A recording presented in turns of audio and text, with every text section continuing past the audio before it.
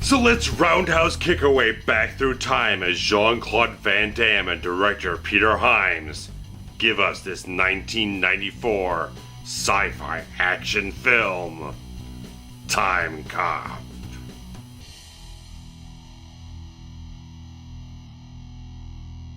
In the year 1994, time travel is invented, and a Senate Oversight Committee establishes the Time Enforcement Commission to police the violation of this dangerous new discovery, with a young Senator Aaron McComb overseeing the project. Meanwhile, police officer Max Walker and his wife Melissa are attacked in their home by mysterious assailants who destroy their house and claim Melissa's life. 10 years later, after bringing in his corrupt ex-partner from 1920s Wall Street, TEC agent Max Walker discovers a conspiracy by Senator McComb to abuse time travel to fund his presidential campaign, but lacks the damning proof to expose him. With henchmen sent to kill him, and with only Director Matuzik to be trusted in a compromised agency, Agent Walker finds time working against him as McComb begins taking more severe actions to ensure his presidency. Forced to put history back on track, Max must find a way to ensure his future by saving the past from McComb's ruthless scheme, and possibly save the woman he loves from dying all over again. So September 16th, 1994 saw the release of Timecop to U.S. cinemas, and later that year and into the next year through many other international markets, and garnered over $100 million at the box office off of a $27 million budget. And so kind of an interesting thing with Timecop that probably not a lot of people are aware that it was based on a pre-existing comic book property published by Dark Horse Comics and developed by the founder and publisher of Dark Horse, Mike Richardson, and writer Mark Verhoeven, who were both very much instrumental in getting this whole property adapted to the screen, with both men developing the story while Verhoeven was the scriptwriter and Richardson remained on as producer, and also someone the caliber of Sam Raimi was also a producer on this film, same as he was for the previous Van Damme film Hard Target, and had been working with Universal ever since Darkman, so it really had a sort of a nice tie-in with all this type of stuff with his projects, and kind of working with the studio as well to kind of shepherd some other projects as well. And it's kind of a nice little thing that this is a nice start of a good sort of action movie pairing between Jean-Claude Van Damme and the fantastic director Peter Hyams, who kind of goes a little bit underrated in my book, that he does create some very interesting and kind of cool films that are both sci-fi and action and a couple other things here and there. That is a very good director that never gets quite as much credit as he deserves, especially with the fact that he's usually a cinematographer as well as director for many of his films. And Timecop is also a very interesting film in terms of the concepts it uses in its time travel mechanics in a certain way, because you see a lot of the very good time travel movies like your Back to the Futures, Terminator, Terminator 2, X-Men Days of Future Past, stuff like that, that really have a good way of setting the parameters and very much focusing in and setting how things are going to work with their mechanics, what their rules are going forward, and very much following what those rules are for the universe and the type of concepts it wants to meld its story around. Timecop has a bit more of a problematic type of way of using its concepts, but when you start off the film, it seems like they have a fairly good handle on what they're going to use, because you get that Senate hearing meeting early on in the film where they're just kind of introducing the idea of time travel and trying to kind of set the stage for the rest of the film, that this technology had just been invented and we got this, that, and the other thing set up for how this works and how that works. They kind of set the rules a little bit, but as the film goes on, you definitely see how this concept is being used extremely loosely, and big holes start to form throughout the whole film where stuff would definitely fall through if it wasn't for the fact that you had a very good cast and a very good director here to really kind of mask the inadequacies and the holes of its script writing with very charismatic characters and very good direction, and keep the film very entertaining and engaging and enjoyable, and overall, it's a very good thing that you see that if you have the right tools and the right cast, right talents to kind of elevate the material, you can kind of cover up some of that stuff and not think about it too much. But once you do start examining the time travel mechanics of Timecop, it really starts to fall apart in a lot of different areas. And that's kind of the big problem with Timecop, that as much fun as it might be, it has a lot of problems with its script writing in terms of the ideas and the concepts. It's trying to meld this story around, but it's got some interesting ideas too, because the main premise of the whole thing of someone going back in time to rob the past of riches and gold and stuff like that to fuel a presidential campaign is a fairly unique one that no one really kind of thinks of time travel in that type of way, to an easy way to get rich. It's usually some like revenge scheme, or you're trying to change the past in some other way to affect the future. This is a very interesting, different type of concept that I think works fairly well in this film, that I think is well executed. And it's a very interesting, different type of idea that the main goal isn't to directly alter the past to change the future, is to use tools from the past to aid what you're doing in the present. So it's a very interesting type of way to approach time travel in a very less conventional type of way.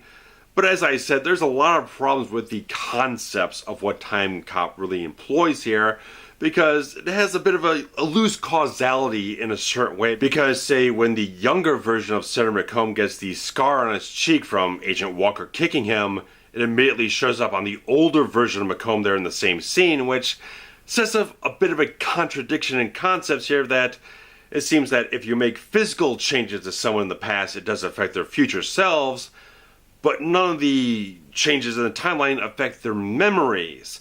So you can affect physical change from someone by altering the past, but it doesn't neurologically affect them, doesn't psychologically affect them. They still have all their memories from all the chronology that they've lived through to this point.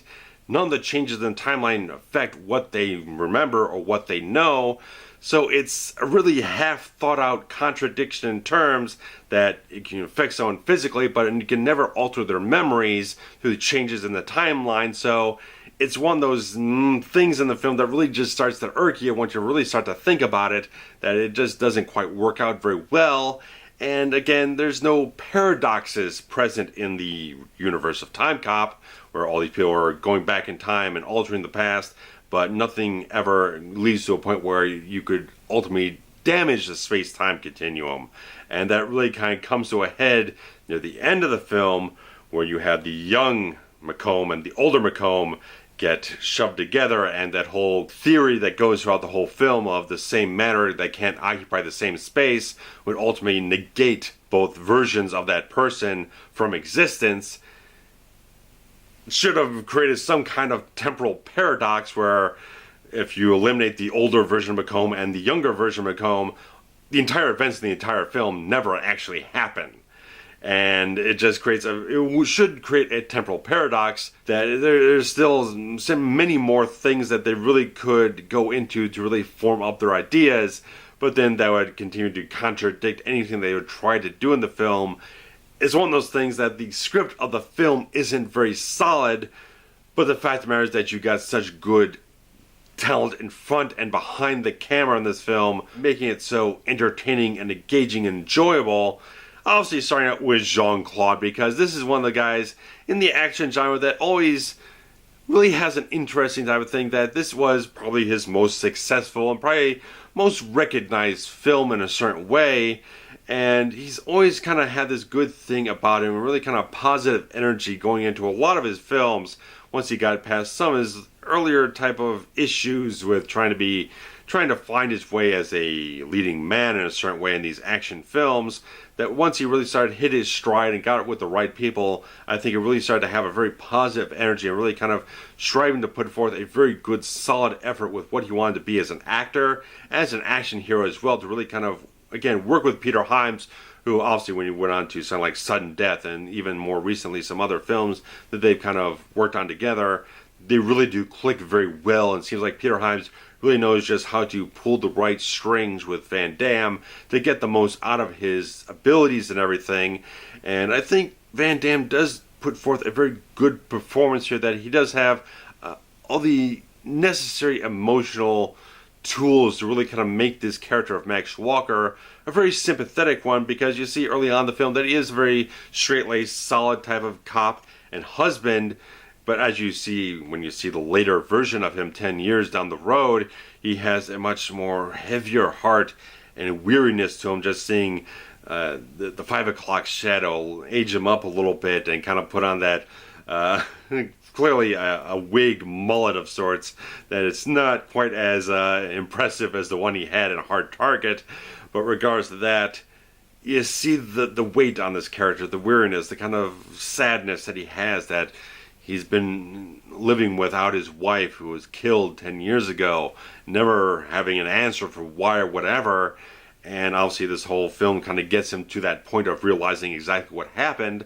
But the fact of the matter is, Jean-Claude puts forth a really good performance here, really kind of pulling a little bit more out of himself to get into the emotional state of the character of Max Walker, to really, again, make him sympathetic, but also showing that he continues to be a very straight-laced, straight-up, very honest, genuine cop that is always interested in justice, always doing the right thing, the just thing. It's just a really good performance from him that I think it just brings forth such a genuine, natural charisma and chemistry with so much of his cast here. I think he does a really good job leading the film, and of course always his physical abilities aid the film so extremely much. But I think if it wasn't for the amount of heart that he put into the performance here, it wouldn't have run quite as true. I think his performance really kind of projects something a little bit more onto the screen to really make you feel for this guy and really connect with him, and seeing the conviction and the dedication that he has throughout this whole film, just going after this guy that he knows absolutely without a doubt is the bad guy here. It's a very interesting character that I think Van Damme puts a really good stamp on, and really just shows that another little stepping stone towards the improvement of his acting abilities as things go along throughout his whole career, just always pushing himself a little bit further every little time. I think he did a really good job in this film, and he had some fantastic co-stars. It's starting out with the lovely and beautiful Sara, who everyone just fell in love with in Ferris Bueller's Day Off, still looking absolutely fantastic 8 years later in this film. She just puts forth such a good sort of solid strength with the character, but also a certain tenderness too, that there is a very good quality that you can definitely see beyond just the physical appearance of her, which is absolutely gorgeous. You can definitely see how a character like Max Walker would definitely be attracted so much to this woman in such a deep, strong type of way, that she does have a great heart. She does have a great sense about her that very much is compatible with all the qualities that Max really puts forth in himself. I think she does a wonderful job in this film. Just absolutely a pleasure to see anytime she goes on screen. But you've got a fantastic villain here that if this film did not have a great villain too, it wouldn't hold up quite so well. But Ron Silver was just such a fantastic actor. Loved seeing him in everything I could ever see him in. And this is the role I remember of him so much, because he is so absolutely perfectly relishing his time as Senator McComb, running for the presidency, being a ruthless, charismatic, but also calm, calculating, cunning villain in this film. That he's never this guy who gets too out of control. He never gets too temperamental. Throughout so much of the film, he is very much a very focused villain. And it's a bit of an interesting visual in the film here, because every time you see McComb traveling backwards or forwards through time, he's always taking his time. He's just gradual by just walking in or out of the scene. Well, Max Walker, he's always running from one place to the other, running through time to try to catch up, being that urchin type of guy, while character of McComb, he's confident, he's laid back, he's in control, and just so many good little things in the film that just kind of play towards that. And just the fact that Van Damme and Silver just have such fantastic chemistry, and that they work off so well in very subtle type of ways, like when they first meet each other in the TEC. They're underscoring the whole thing. They're looking at each other, and they kind of know what each other knows, but they can't really say it overtly. It's very much got to be very much under the radar, very subtle type of stuff.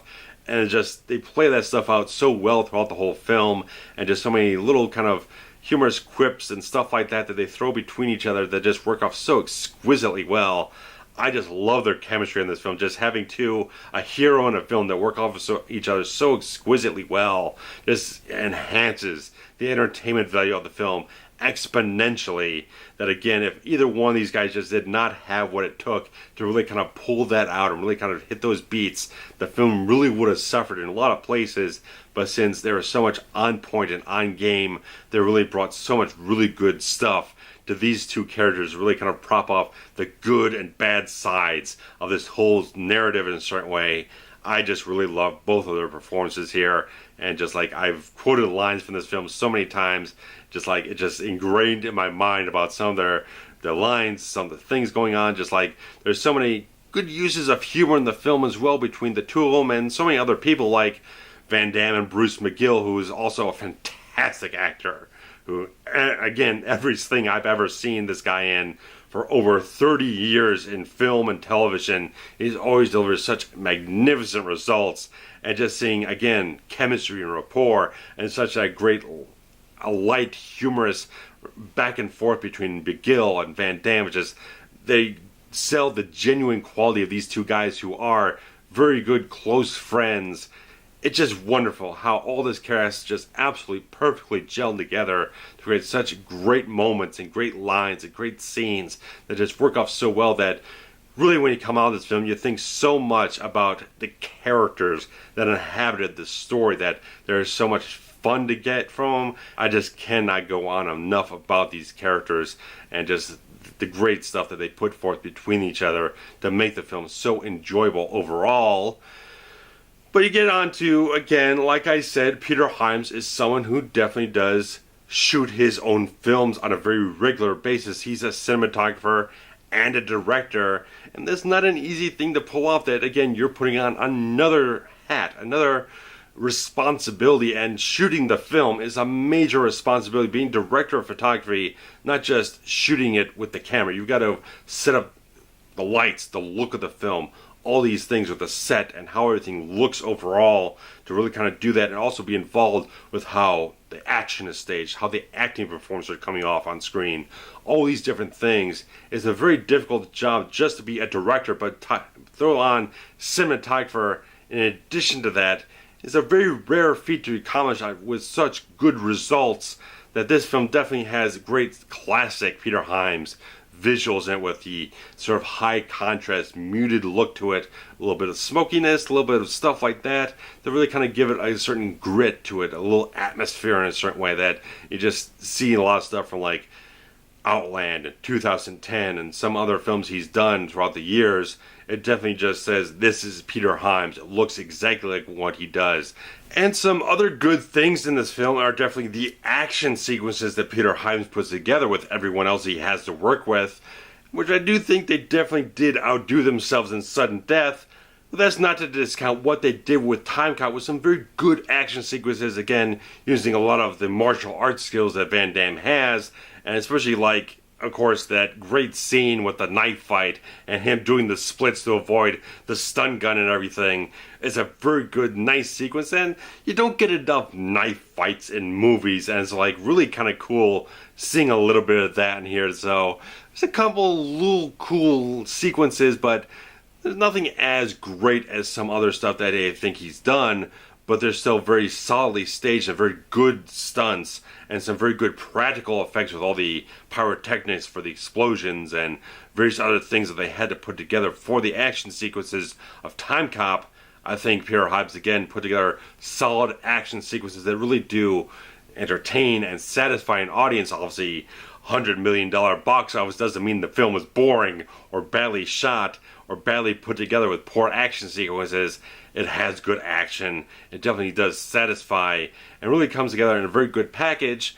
But there is some other questionable things with the film, especially with the more the visual effects of the film, where some things are good, like the very simple transition that they use, the effect that they use when they send someone back or forth through time, that nice sort of stretching, warping of reality. Very simple effect that really does work and convey things very effectively. But there's a lot of digital effects used in this film early in the 90s where you didn't really have like a Spielberg budget like Jurassic Park or even a Terminator 2 budget to really kind of use the highest end stuff. Some of the visual effects in the film really don't hold up very well. Sort of like when the guy gets hit with the liquid nitrogen and his arm gets kicked off, really does look very poor. And some of the composite shots, the blue screen stuff, doesn't work out too well. And especially when you have like 2 Ron Silvers in a shot, you don't get the best quality with it. You see a degradation in the film stock, and some of the colors kind of look a little weird. So it's definitely pushing the edge of what they could do with the digital effects, but it really wasn't up to snuff just yet to really kind of really hit up everything they really wanted to do with the effects. They're being a bit more ambitious than what the digital effects could achieve, especially on a $27 million budget in 1994. So some of the stuff with the visual effects doesn't hold up as greatly as they possibly could if they had more money, but I think they did have good concepts involved with the effects that they used to get the kind of shots that they wanted for the film. It's just that if you look back on it now, over 20 years later, it does look very dated in its effects. And some of the stuff that Sid Mead, who was a conceptual consultant on the film, also worked on Blade Runner and Star Trek The Motion Picture and a couple other very good science fiction films as well. Some of the stuff he came up with like the cars of the future year of 2004 now, 12 years ago. I don't think they were a good idea at all. They look like shit. The cars in the film that they designed, supposed to be all futuristic and shit, look like real shit. They look like Legos and whatnot, you know? These boxy, ugly pieces of shit. I just don't know where they were thinking about this stuff. I mean, this is a guy who worked on Blade Runner and helped design spinners and was involved in Tron as well, creating very interesting and cool, sleek sort of designs and everything.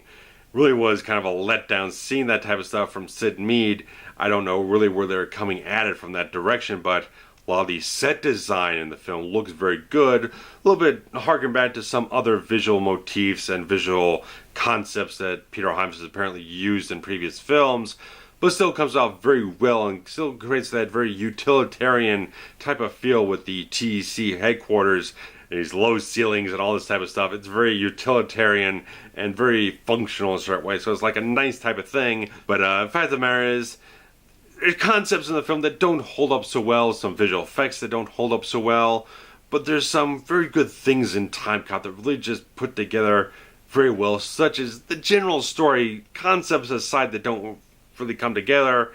The story is very good. Again, like I said, having a presidential candidate using time travel to go back in time to steal funds and steal gold, steal whatever it is, to really kind of fund his own presidential campaign to buy the presidency is a very interesting and unique idea, wrapped up in this concept that is also book-ended with the fact of the matter that the hero of the film loses his wife early on in the film, but ultimately is able to go back in time at the end of it, stop the bad guy, and by fortunate happenstance, able to save the life of his wife.